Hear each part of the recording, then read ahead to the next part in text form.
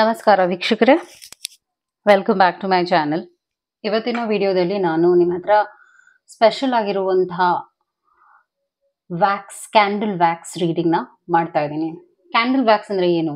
ಕ್ಯಾಂಡಲ್ನ ಬಳಸ್ಕೊಂಡು ನಿಮಗೆ ಮನಸ್ಸಿನಲ್ಲಿ ಗೊಂದಲ ಇರುವಂತಹ ವಿಷಯಗಳ ಬಗ್ಗೆ ರೀಡಿಂಗ್ನ ಮಾಡುವಂಥದ್ದು. ಇದನ್ನು ನಾವು ಕ್ಯಾಂಡಲ್ ವ್ಯಾಕ್ಸ್ ರೀಡಿಂಗ್ ಅಂತೀವಿ. ಸೊ ಈಗ ಪ್ರೆಸೆಂಟ್ ನಾನು ಕ್ಲೆನ್ಸ್ ಮಾಡ್ತಾ ಇದ್ದೀನಿ ಸ್ಪೇಸ್ನ.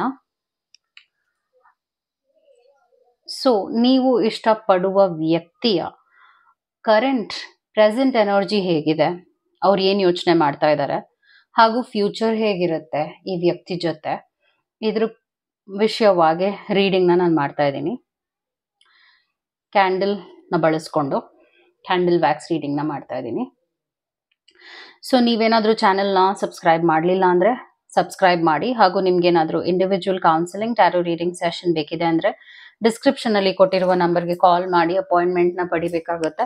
ಒಂದು ಫೋನ್ ಮುಖಾಂತರನಾದರೂ ತಗೋಬಹುದು, ಅಥವಾ ನೀವು ಆಫೀಸ್ಗಾದರೂ ಬಂದು ಪಡಿಬಹುದು. ನಿಮಗೆ ಯಾವುದು ಅನುಕೂಲ ಅನ್ಸುತ್ತೆ ನೀವು ಮಾಡಬಹುದು. ಸೊ ನೀವು ಇಷ್ಟಪಡುವ ವ್ಯಕ್ತಿ ಒಂದು ಕಾಂಟ್ಯಾಕ್ಟ್ನಲ್ಲಿರ್ಬೋದು ಅಥವಾ ಇಲ್ಲದೆ ಇರಬಹುದು, ಬ್ಲಾಕ್ ಮಾಡಿರ್ಬೋದು, ಏನೇ ಆಗಿರಲಿ, ಅವ್ರು ಏನು ನಿಮ್ಮ ಬಗ್ಗೆ ಯೋಚನೆ ಮಾಡ್ತಾ ಇದ್ದಾರೆ ಇದ್ರ ಬಗ್ಗೆ ನಿಮಗೆ ಕ್ಲಾರಿಫಿಕೇಶನ್ ಈ ಒಂದು ವಿಡಿಯೋನಲ್ಲಿ ಸಿಗುತ್ತೆ.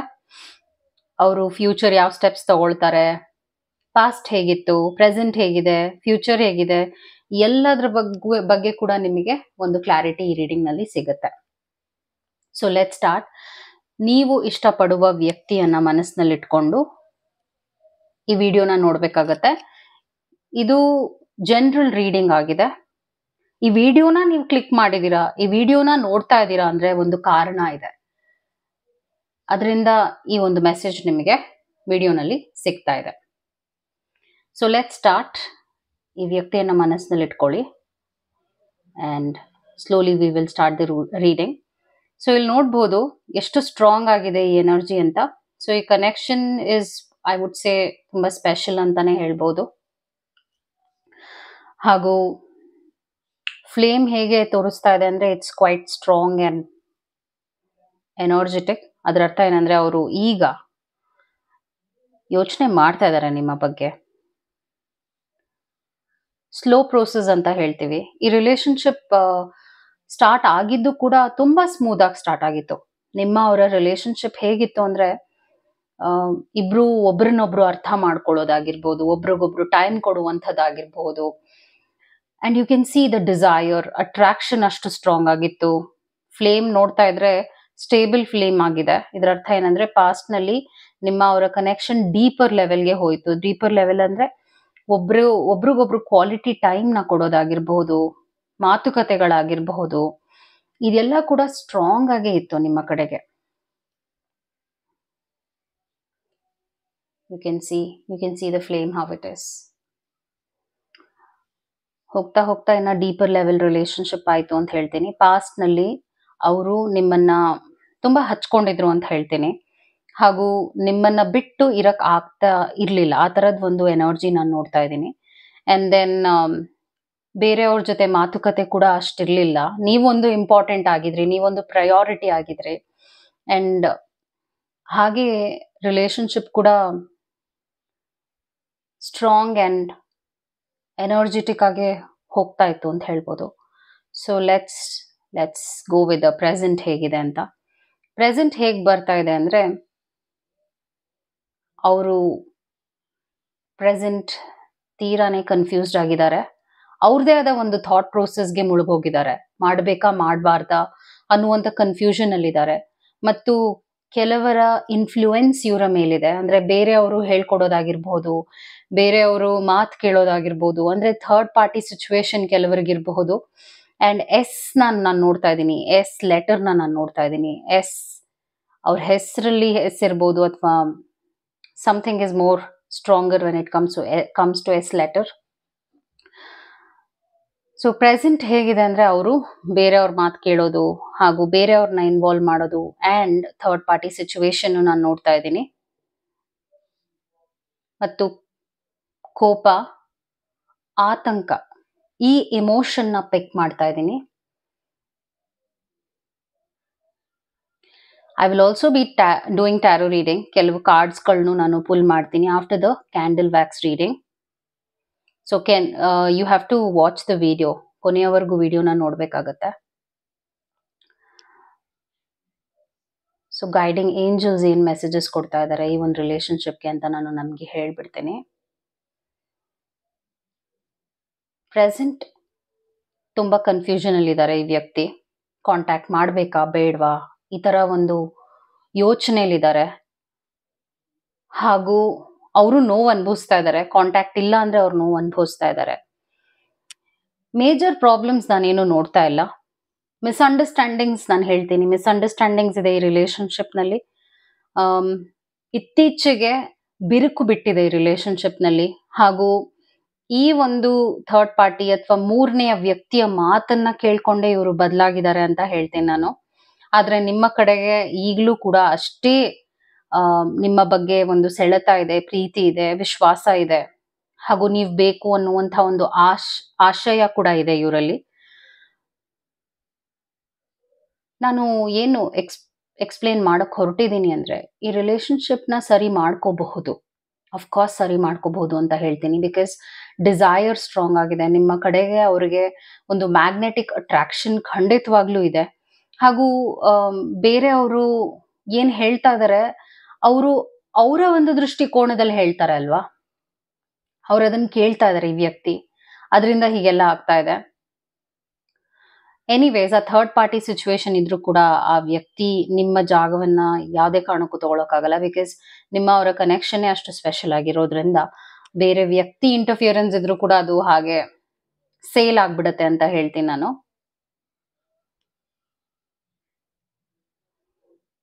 ಈ ರಿಲೇಶನ್ಶಿಪ್ ಹೇಗಿದೆ ಅಂದ್ರೆ ರೂಟೆಡ್ ಆಗಿದೆ. ರೂಟೆಡ್ ಅಂದ್ರೆ ಏನು? ನಿಮ್ಮ ಅವರ ಅಂಡರ್ಸ್ಟ್ಯಾಂಡಿಂಗ್ ಲೆವೆಲ್ ಇದೆಯಲ್ಲ ಅದು ಸ್ಟ್ರಾಂಗ್ ಆಗಿದೆ. ಫೌಂಡೇಶನ್ ಅಂತ ಹೇಳ್ತೀವಿ. ಈಗ ಮನೆ ಕಟ್ಟುವಾಗ ಫೌಂಡೇಶನ್ ಸ್ಟ್ರಾಂಗ್ ಆಗಿದ್ರೆ ಮನೆ ಭದ್ರವಾಗಿರುತ್ತೆ ಅಂತ ಹೇಳ್ತೀವಲ್ವಾ. ಹಾಗೆ ನಿಮ್ಮ ಅವರ ಫೌಂಡೇಶನ್ ಸ್ಟ್ರಾಂಗ್ ಆಗಿರೋದ್ರಿಂದ ಈಗ ಇರುವಂತಹ ಒಂದು ಪ್ರಾಬ್ಲಮ್ ಏನಿದೆ ಅದನ್ನ ಸರಿ ಮಾಡ್ಕೋಬಹುದು ಅಂತಾನೆ ನಾನು ಹೇಳ್ತೀನಿ. ಬಿಕಾಸ್ ನಾನು ಯಾವುದೇ ರೀತಿಯಾದ ಒಂದು ಸ್ಟ್ರಾಂಗ್ ಆಗಿರುವಂತಹ ನೆಗೆಟಿವ್ ಎನರ್ಜಿನ ಪಿಕ್ ಮಾಡ್ತಾನೆ ಇಲ್ಲ. ಬೇಸಿಕ್ಲಿ ಏನಾದ್ರೂ ಇವಾಗ ಹಾಗೆ ನಡೀತಾ ಇದೆ ಅಂದ್ರೆ I would say it is just because of some person. ಅವರು ಸ್ವಂತ ಬುದ್ಧಿನ ಯೂಸ್ ಮಾಡ್ತಾ ಇಲ್ಲ. ಈಗ ಪ್ರೆಸೆಂಟ್ ಏನಾಗಿದೆ ಅಂದ್ರೆ ಅವರು ಬೇರೆಯವರು ಏನ್ ಹೇಳ್ತಾರೆ, ಬೇರೆಯವರ ಮೇಲೆ ಇನ್ಫ್ಲೂಯೆನ್ಸ್ ಇರೋದ್ರಿಂದ ಹೀಗೆಲ್ಲ ಒಂದಷ್ಟು ಪ್ರಾಬ್ಲಮ್ಸ್ ನಿಮ್ಮ ಅವರ ನಡುವೆ ಆಗ್ತಾ ಇದೆ. ಆದ್ರೆ ಇದು ಹೀಗೆ ಇರೋದಿಲ್ಲ ಅಂತ ಹೇಳ್ತೀನಿ. ನೀವ್ ಕೇಳ್ಬೋದು ಅವ್ರು ವಾಪಸ್ ಬರ್ತಾರಾ? ಖಂಡಿತವಾಗ್ಲೂ ಬರ್ತಾರೆ ಅಂತ ಹೇಳ್ತೀನಿ. ಯಾಕೆಂದ್ರೆ ನೀವು ಒಂದು ಇಂಪಾರ್ಟೆಂಟ್ ಆಗಿರುವಂತ ಪರ್ಸನ್ ಅವ್ರ ಲೈಫ್ ನಲ್ಲಿ. ಅವ್ರು ಹೇಗ್ ನಿಮ್ಮನ್ನ ಬಿಟ್ಟಿರ್ತಾರೆ? ಬೇಸಿಕ್ಲಿ ಅವ್ರು ಹೇಗಿರ್ತಾರೆ ನಿಮ್ಮನ್ನ ಬಿಟ್ಟಲ್ವಾ? That is the point.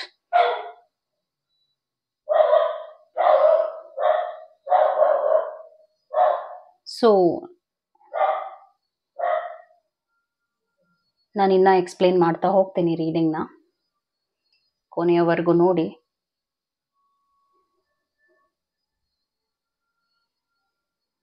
So ಈ ರಿಲೇಶನ್ಶಿಪ್ ನಲ್ಲಿ ಹೊಂದಾಣಿಕೆ ಇದೆ. ನಿಮ್ಗೂ ಅವ್ರಿಗೂ ಹೊಂದಾಣಿಕೆ ಇದೆ. ಅವ್ರು ನಿಮ್ಮನ್ನ ರೆಸ್ಪೆಕ್ಟ್ ಮಾಡ್ತಾರೆ. ಅದನ್ನು ನಾನು ನೋಡ್ತಾ ಇದ್ದೀನಿ. ಅವ್ರು ನಿಮ್ಮನ್ನ ರೆಸ್ಪೆಕ್ಟ್ ಮಾಡ್ತಾರೆ. ಹಾಗೂ ನೀವು ಚೆನ್ನಾಗಿರ್ಬೇಕು ಅನ್ನುವಂಥ ಆಸೆ ಇದೆ. ಹಾಗೂ ಚೆನ್ನಾಗಿರ್ಬೇಕು ನಾನು ಮತ್ತು ನನ್ನ ಪಾರ್ಟ್ನರ್ ಅನ್ನುವ ಕನಸುಗಳು ಇಟ್ಕೊಂಡಿದ್ದಾರೆ. ಆದ್ರೆ ಪ್ರೆಸೆಂಟ್ ಈಗ ಒಂದು ಪ್ರಾಬ್ಲಮ್ ಅಂದಾಗ ಏನಾಗುತ್ತೆ ಅಂದ್ರೆ ನೆಗೆಟಿವ್ನೇ ನಾವು ನೋಡ್ತೀವಲ್ವಾ. ಪ್ರಾಬ್ಲಮ್ ಬಂದಾಗ ನಾವು ನೆಗೆಟಿವ್ನೇ ನೋಡ್ತೀವಿ. ಹಾಗೆ ಈ ರಿಲೇಶನ್ಶಿಪ್ ಆ ಒಂದು ಘಟ್ಟಕ್ಕೆ ಮುಟ್ಟಿದೆ. ಅಂದ್ರೆ ಬೇಡವೇ ಬೇಡ ಅನ್ಸೋದಾಗಿರ್ಬೋದು. ನಿಮ್ಗೂ ಅನ್ನಿಸ್ತಿದ್ಯೇನೋ, ಅಯ್ಯೋ ಈ ರಿಲೇಶನ್ಶಿಪ್ ಮುಗ್ದೋಯ್ತಾ, ಹೊಡೆದೋಯ್ತಾ, ಅಷ್ಟೇನಾ, ಈ ತರ ಯೋಚನೆ ಎಲ್ಲ ಬರ್ತಾ ಇರೋದೇನೆ because of the present misunderstandings, problems. Relationships ನಲ್ಲಿ ಪ್ರಾಬ್ಲಮ್ ಇರುತ್ತೆ. ಆದ್ರೆ ಈ ಪ್ರಾಬ್ಲಮ್ ಹೇಗಿದೆ ಅಂದ್ರೆ ಇದನ್ನ ಸಾರ್ಟ್ ಔಟ್ ಮಾಡ್ಕೋಬಹುದು. ನೀವು ಮತ್ತು ನಿಮ್ಮ ಪಾರ್ಟ್ನರ್ ಇಬ್ರು ಕೂಡ ಸಾರ್ಟ್ ಔಟ್ ಮಾಡ್ಕೋಬಹುದು. ರೀಕನ್ಸಿಲಿಯೇಷನ್ ಇದೆ ಈ ರಿಲೇಶನ್ಶಿಪ್ ನಲ್ಲಿ. ರೀಕನ್ಸಿಲಿಯೇಷನ್ ಅಂದ್ರೆ ಈಗ ಕಾಂಟ್ಯಾಕ್ಟ್ ಇಲ್ಲ ಅಂದ್ರೆ ಅವರು ಕಾಂಟ್ಯಾಕ್ಟ್ ಮಾಡ್ತಾರೆ, ಮಾತಾಡ್ತಾರೆ. ಸ್ವಲ್ಪ ನೀವು ಟೈಮ್ ಕೊಡ್ಬೇಕಾಗತ್ತೆ. ನೀವೇನು ಮಾಡುವ ಅವಶ್ಯಕತೆ ಇಲ್ಲ. ನಿಮ್ ಕಡೆಯಿಂದ ನೋ ಆಕ್ಷನ್ ತಗೊಳ್ಳುವ ಅವಶ್ಯಕತೆ ಇಲ್ಲ. ಅವರೇ ಕಾಂಟ್ಯಾಕ್ಟ್ ಮಾಡ್ತಾರೆ. Because the flame is quite strong. Flame strong ಆಗಿದೆ ಅಂದಾಗ ಏನಂದ್ರೆ ಯಾರೇ ಬಂದ್ರು ಮಧ್ಯ, ಯಾರೇ ಒಂದು ಇಂಟರ್ಫಿಯರೆನ್ಸ್ ಕೊಟ್ರು ನಿಮಗೆ, ಏನೇ ಒಂದು ಮಿಸ್ಅಂಡರ್ಸ್ಟ್ಯಾಂಡಿಂಗ್ಸ್ ಈ ರಿಲೇಶನ್ಶಿಪ್ ನಲ್ಲಿ ಬಂದ್ರು, ಅದು ಒಂದು ಪಾಸಿಂಗ್ ಕ್ಲೌಡ್ ಆಗಿ ಮುಂದೆ ಹೋಗ್ಬಿಡತ್ತೆ, ಅದು ನಶಿಸಿ ಹೋಗುತ್ತೆ, ಆತರ ಒಂದು ಪ್ರಾಬ್ಲಮ್ಸ್ ಕರಗಿ ಹೋಗುತ್ತೆ ಅಂತ ನಾನು ಹೇಳ್ತೀನಿ. ಯಾಕೆ ಅಂದ್ರೆ you can see the intensity of this flame. ನೀವೊಂದು ಸ್ಪೆಷಲ್ ಪರ್ಸನ್ ಆಗಿದ್ದೀರಾ ಇವ್ರ ಲೈಫ್ನಲ್ಲಿ. ಹೌದು, ನೀವು ಈ ವ್ಯಕ್ತಿಯ ಲೈಫ್ನಲ್ಲಿ ಸ್ಪೆಷಲ್ ಪರ್ಸನ್ ಆಗಿದ್ದೀರಾ. ಹಾಗೂ ಆ ಒಂದು ಪ್ಲೇಸ್ನ ಯಾರು ತಗೊಳಕ್ ಆಗಲ್ಲ, ಅಫ್ಕೋರ್ಸ್ ತಗೊಳಕ್ ಆಗದೇ ಇಲ್ಲ. ನೀವು ನೋಡ್ತಾ ಇರ್ಬೋದು, ಒಂದು ಇಂಟೆನ್ಸಿಟಿ ಲೆವೆಲ್ ಸ್ಟ್ರಾಂಗ್ ಆಗ್ತಾ ಇದೆ ಹೊರತು ವೀಕ್ ಆಗ್ತಾ ಇಲ್ಲ. You can C.